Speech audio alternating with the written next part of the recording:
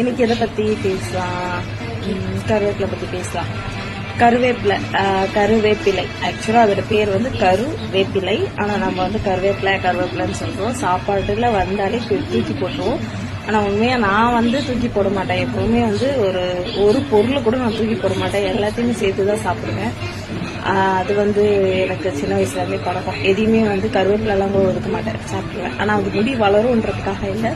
ஆக்சுவலா கருவேப்பிலை சாப்பிட்டா முடி வளரும், அப்புறம் வந்துட்டு அடர்த்தியா இருக்கும், கருமையா இருக்கும். இதை தாண்டி இன்னொரு விஷயமும் இருக்கு. ஆக்சுவலா நான் சொன்னலையா ஃபர்ஸ்ட் கரு பிளஸ் வேப்பிலை. ஸோ கருவேப்பிலை.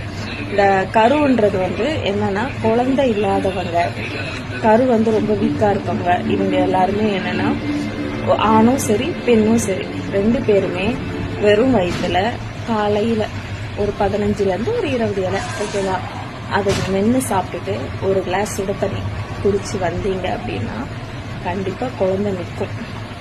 ஸோ ட்ரை பண்ணி பாருங்க. நின்றுச்சுன்னா எனக்கு ரொம்ப ரொம்ப சந்தோஷம்.